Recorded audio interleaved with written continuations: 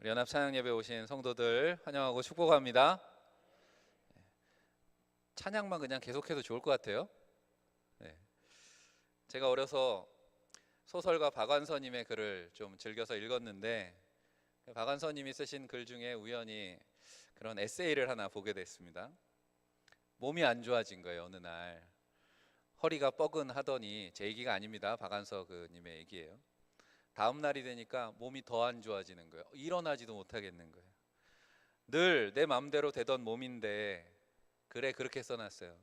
기습적으로 반란을 일으키게 되니까 쩔쩔매게 됐다. 그러면서 문득 중국 속담이 생각이 났다는 거죠. 그 속담의 내용이 뭐냐면, 기적은 하늘을 날거나 바다 위를 걷는 것이 아니라 땅에서 걸어 다니는 것이 기적이다. 여러분, 추수감사절에 무엇을 감사하셨습니까? 목사님, 힘들기만 하고 감사할 거 하나도 없습니다. 하지만 그런 삶에도 우리가 믿음의 눈을 열어보면 지극히 평범한 우리의 일상이 그저 감사의 연속이 아니냐라고 하는 겁니다. 우리가 흔히 오늘은 뭐라 그래요? 들어보셨어요? 오늘은 어제 죽은 사람이, 그래요. 오늘은 어제 죽은 사람이 그렇게 살고 싶었던 내일이다. 처음 들어보셨어요? 네. 그런 얘기를 안 하더라도 은혜를 경험한 사람에게는 순간순간이 감사일 수밖에 없는 줄 믿습니다. 엊그제 금요일 다락방 기도회 때 오신 분들은 사실 제가 똑같은 본문을 읽었습니다. 금요일 날에도. 그날은 내 안에 있는 것이라는 제목으로 말씀을 나눴어요. 오늘 말씀 제목은 뭐예요? 일어나 찬양하라입니다. 같은 본문이지만 좀 다른 관점에서 말씀을 나누어 보려고 합니다. 다락방 기도회 때는 베드로의 관점에서 오늘 본문을 읽었어요. 베드로의 입장에서. 갈릴리 나사렛에서 평생 어부로 살았던 베드로 아닙니까? 그런 베드로가 예수님을 만났어요. 예수님을 만난 모든 사람에게 그렇듯이 베드로에게도 큰 인생의 전환점이 되었습니다. 뭔가 거부할 수 없는, 나를 따라오너라 내가 너를 사람 낚는 어부가 되게 하리라. 그때 따라갈 수도 있고 안 따라갈 수도 있잖아요. 그런데 베드로와 요한은 그저 다 내버려 두고 따라왔다라고 하는 거죠. 그렇게 무작정 예수님을 따라다닌 지 3년이 지났습니다. 놀라운 일도 많이 보았고 예수님의 능력의 말씀도 많이 들었어요. 그렇지만 우리가 잘 아는 것처럼 베드로도 역시 여전히 염려와 의심과 두려움이 많은 삶으로 남았다라고 하는 거죠. 그런 베드로의 신앙의 전환점이 된 것이 무엇입니까? 베드로뿐만이 아니죠. 예수님을 따르던 많은 제자들의 삶이 완전히 변화되는 사건은 바로 성령 강림절이었다는 거예요. 예수님께서 예루살렘 떠나지 말고 내가 너에게 약속한 보혜사를 기다리라. 성령이 강림했을 때 성령의 체험을 하면서부터 성령이 지배를 받게 되면서 그들의 삶이 완전히 변했다는 거죠. 그런 베드로의 삶을 오늘 말씀 속에서는 베드로 안에 예수 그리스도가 살아계시게 된 거죠. 그냥 따르고 보고 듣기만 했던 예수님이 이제는 내 안에 계신 예수님이 됐을 때 베드로의 삶에 놀라운 기적과 변화가 일어났다라고 하는 겁니다. 그게 우리가 금요일 날 나눴던 말씀이에요. 오늘 제목은 일어나 찬양하라입니다. 오늘 우리의 관점은 이 성전 미문에 앉아있는 이 장애인이에요. 어쩌면 우리의 모습이 이 장애인과 같지 않은가 생각해 보는 거죠. 성전에 앉아서 구걸하던 이 사람, 오늘 2절에 보면 나면서 못 걷게 된 이를 사람들이 메고 오니 라는 말씀으로 이 사람을 소개하고 있습니다. 오늘도 누군가의 어깨에 메어서 성전 미문 안에 그저 던져지고 간 그런 사람이에요. 성경에 보면 성경에 이제 헬라어는 이게 남자인지 여자인지 다 나와 있거든요. 이게 남자인 건 분명해요. 성경에 보니까 이 사람은 남자예요. 남자기만 하지 그 외에 아무런 정보가 없어요. 성경에는. 그는 그런 사람이었습니다. 아무도 그에 대해서 알려고 하지도 않았고 그저 짐짝처럼 그렇게 그날도 거기에 던져진 그런 인생이에요. 언제부터 자기가 그렇게 살게 됐는지도 아마 기억 못할 거예요. 왜요? 나면서부터 그랬으니까. 그저 육신의 장애를 가지고 태어났기 때문에 그냥 자기는 그런 인생이고 그렇게 살아가는 줄만 알았다는 거예요. 그가 날마다 구걸을 합니다. 사람들이 많이 지나다니는 미문 앞이었다는 거죠. 미문이라는 말이 한자어예요, 우리말. 그러니까 뷰티풀 게이트 뭐 이렇게 영어로 하면 되는 거죠. 아름다운 문이라는 거예요. 예루살렘에 문이 많습니다. 그런데 예루살렘 성전의 동쪽 문이에요. 해가 뜨는 곳, 해가 쫙 비치면 아름답게 빛나는 문, 성전 미문이 그런 문, 화려하고 아름다운 문이었습니다. 날마다 수많은 사람들, 순례객들이, 예배자들이 성전을 출입하는 통로에 이 장애인이 앉아 있는 거예요.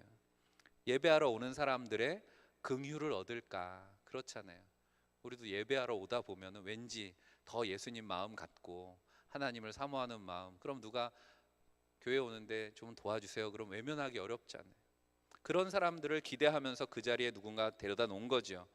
그리고 오늘도 미문도 사람들이 드나드는 게, 우리도 그렇죠. 예배당 앞에 가서 서 있으면 언제 사람들이 제일 많이 지나올까요? 11시 예배 될 때, 아니면 예배 끝나고 나갈 때, 그때 사람들이 제일 많이 드나들 거 아니에요. 미문도 마찬가지예요. 사람들이 많이 드나드는 시간이 있습니다. 이 장애우는 알아요. 그 시간이 언제인지. 가만 보니까 제9시 기도 시간에 사람들이 제일 많이 들어옵니다. 오늘 말씀의 배경은 그 시간이잖아요. 우리 시간으로 바꾸면 오후 3시쯤 됩니다. 매일 성전에는 아침 저녁으로 제사를 드렸기 때문에 저녁 제사가 시작되는 때예요. 제일 많이 사람들이 성전을 찾을 때, 그 시간에 베드로와 요한도 성전을 찾은 겁니다. 바닥에 쭈그리고 앉아서 바쁘게 지나가는 사람들, 사실은 눈을 마주칠 일도 별로 없죠. 구걸하는 일이 일상이 되어버린 이 장애우와 습관적인 신앙을 따라서 성전을 드나드는 많은 이들이 있었습니다. 사실 영적으로 보면 이 장애인이나 그 예루살렘 드나드는 사람들이나 별 차이가 없어요. 다 영적으로는 장애우들이었다라고 하는 겁니다.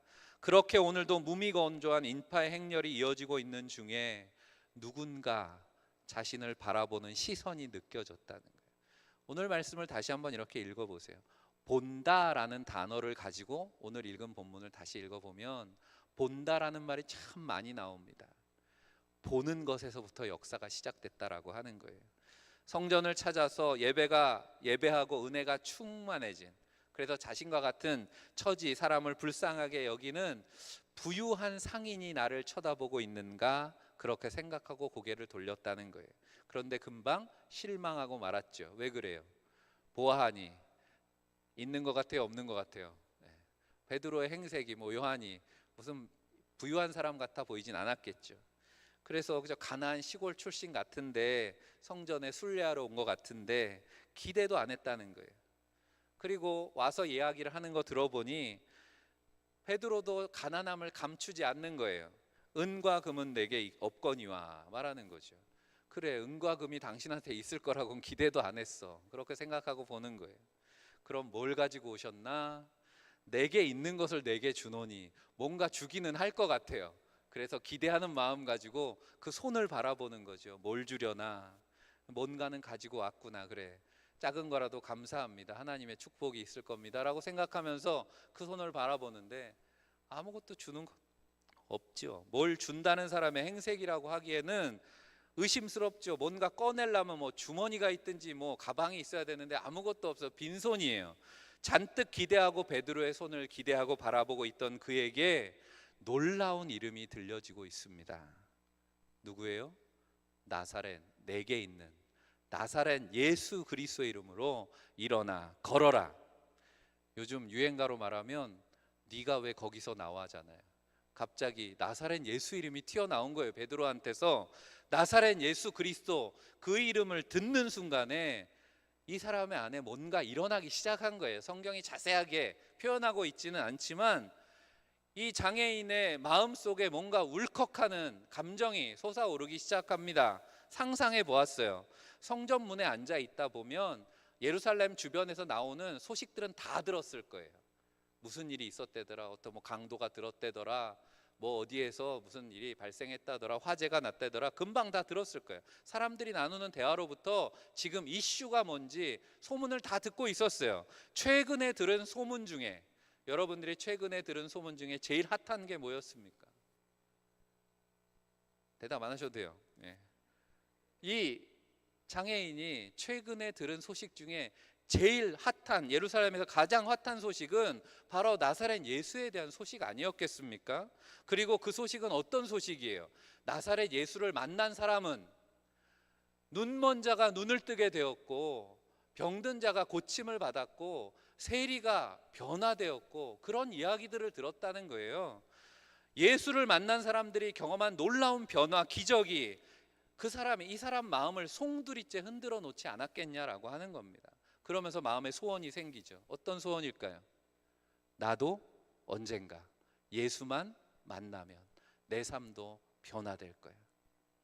나도 일어서게 될 거야. 그런 기대를 가지고 예수가 지금 어디 있다더라, 지금 갈릴리에 있다더라, 지금 가버나움에 왔다더라, 지금 예루살렘 문 앞에까지 왔다더라, 예루살렘 산성 아래에 있다더라, 그 소식을 날마다 귀담아 듣지 않았겠냐라고 하는 거죠. 예수가 어디에 나타났습니다. 잔뜩 귀 기울여 예수의 소문을 듣던 어느 날, 안타깝게도 무슨 소식이 들렸어요? 예수님이 십자가에 죽으셨다더라. 소망이 사라져 버렸습니다. 그런데 그러고 며칠 안 지났어요. 그 죽었던 예수가 어떻게 다시 살아났다더라. 이 소식을 또 들은 거예요. 가짜 뉴스겠지. 그랬을 거예요. 어떻게 죽었던 사람이 살아나. 그렇지만 가짜라도 좋으니까 그 예수 비슷한 사람이라도 만나면 참 좋겠다, 원이 없겠다, 그런 생각을 가지고 있었는데, 그런 자신의 마음을 알기라도 하듯이 이 시골에서 올라온 아무것도 가진 것 없는 거지 같은 행색을 한 예수님의 제자가 와서 예수의 이름을 부르면서 자신의 손을 덥석 잡는 거예요. 그리고 일어나 걸으라, 나사렛 예수 그리스도 이름으로, 내 안에 있는 나사렛 예수 그리스도 이름으로 일어나 걸으라 손을 잡아 끄는 그의 목소리에는요, 한치의 의심도 없더라는 거죠.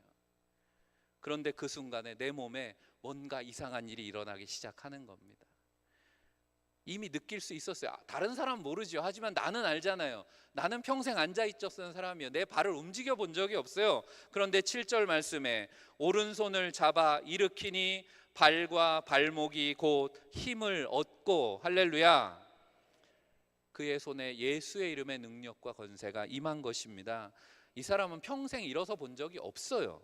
일어서려고 애를 써본 일도 없고, 자연스럽게 걸어 다니는 사람을 보면 부럽기는 하지만 그저 나와는 다른 세상, 차원이 다른 삶을 사는 사람, 이렇게 치부하고 말았던 것입니다. 그런데 지금 내가 일어서 있다는 거예요. 내가 지금 일어서 있는 거예요. 이게 꿈이야 생시야, 조금씩 발걸음을 떼다가 이내 뛰고 있는 자신을 발견하게 됩니다.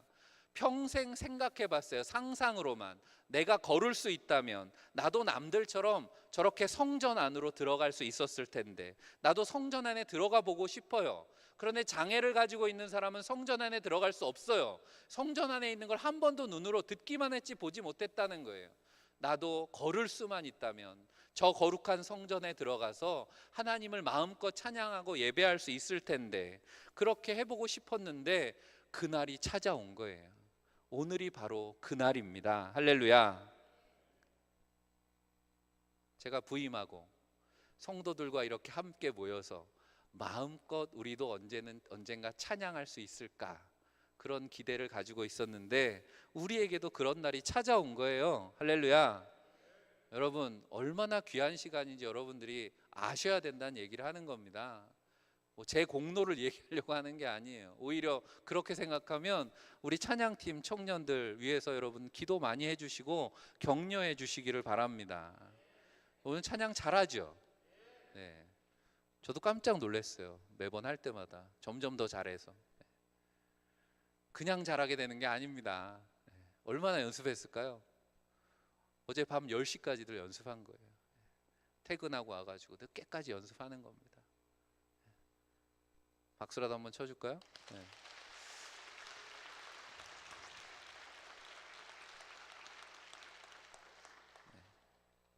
안 한다 그럴까봐 그러는 거예요. 제가 지금 안 한다 그럴까봐 힘들다고. 우리가 오늘 추수감사절에 하나님을 마음껏 찬양할 수 있는 것, 이게 기적인 줄 믿습니다. 앉았던 자리에서 다시 일어나서 찬양하는 거, 여러분에게 이제 말씀 나누고 다시 일어나 찬양합시다 하면 그게 뭐 대수입니까? 한번 일어나면 되지. 그런데 일어나는 것 자체가 어려운 이들이 있다는 거예요. 신앙의 박해를 피해서 숨어서 예배를 드려야 하는 이들의 상황을 한번 생각해 보시기를 바랍니다. 입도 뻥끗하기 어려운 상황에 있는 영혼들이 있습니다. 아니면 오늘 이 장애우처럼 마치 문지방을 넘지 못해서 성전 안의 신비로운 세상에 참여할 수 없는 장애인과 같이 불신앙과 세속의 유혹에 물들고 그 장벽에 갇혀서 살아가느라고 주저앉아 있어도 주저앉아 있는 줄도 모르는 세상에 많은 영혼들이 있다는 사실을 잊지 마시기를 바랍니다. 그들에게 예수의 이름이 들려져야 될 줄로 믿습니다. 예수 이름을 들어보기는 했는데, 그렇죠? 앞서도 얘기했죠. 오전에도 얘기했지만 예수에 대해서 많이 들어봤다는 거예요. 교회에 대해서도 알고 주변에 신앙생활하는 사람들 다 있지만 정작 예수 이름의 능력과 권세를 모르는 영혼들이 너무도 많다는 겁니다. 그런데 낮에도 말씀드렸어요. 지금 이제 유튜브가 발달, 유반젤리즘 시대가 됐다 그랬잖아요. 그런 시대에 우리에게 새로운 도전에 직면하게 되었습니다. 제가 사진을 좀 준비를 해달라고 했는데, 너진똑이라는 게 뭐 유튜브에 들어가 보시면 이게 채널 이름입니다. 제가 최근에 알게 된, 저희 딸 때문에 알게 됐어요. 아빠 요즘 애들은 이런 거 봐, 아빠도 한번 보세요. 그래가지고 본 거예요. 이게 너진똑이라는 게 설명 보시면 알겠지만 그냥 인문학 유튜브입니다. 채널에 들어가 보면 거의 대부분 책 소개하는 거예요. 책에 대한 소개하는 그런 유튜브예요. 그런데 이 채널에서 어떤 영상을 만들었냐면, 다음 사진을 보여줘야 돼요. 네.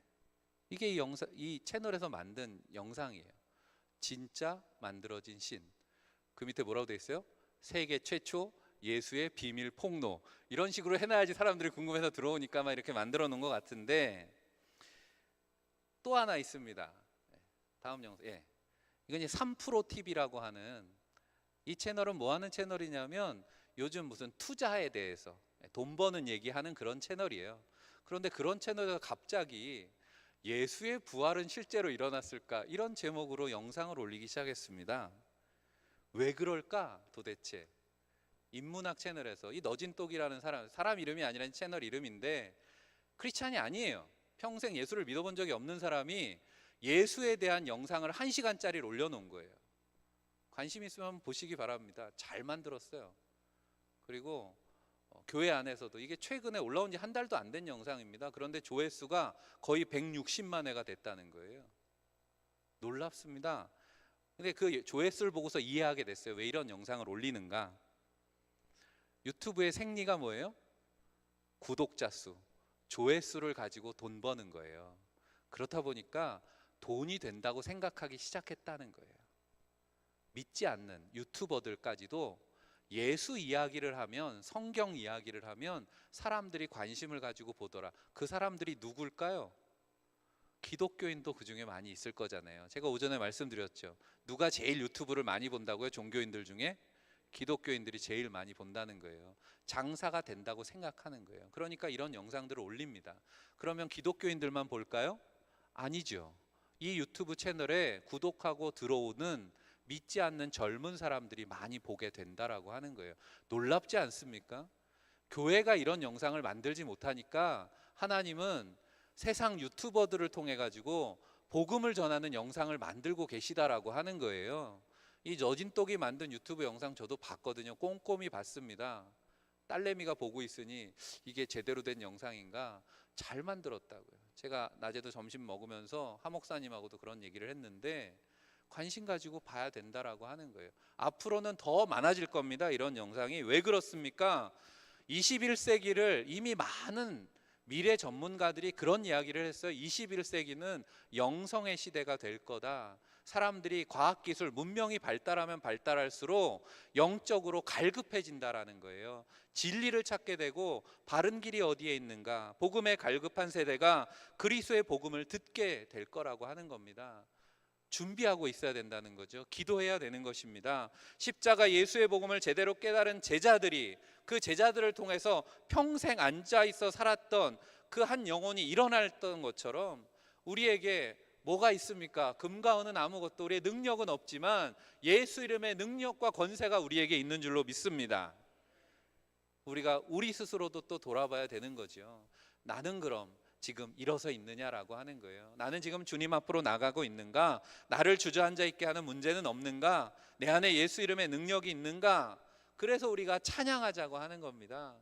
여러분, 찬양 가운데 주님의 이름의 능력이 임할 줄로 믿습니다. 제가 이건 자신 있게 말할 수 있어요. 제가 그런 경험을 했기 때문에 찬양의 능력이 있습니다. 여러분, 박수치라고 할 때 한번 힘차게 박수 쳐보시기를 바랍니다. 사람의 몸과 영과 혼이 떨어져 있지 않아요. 우리가 하나님 앞에 간절함으로 우리의 몸을 가지고 나갈 때 하나님 우리에게 영적인 능력도 더해 주실 줄로 믿습니다.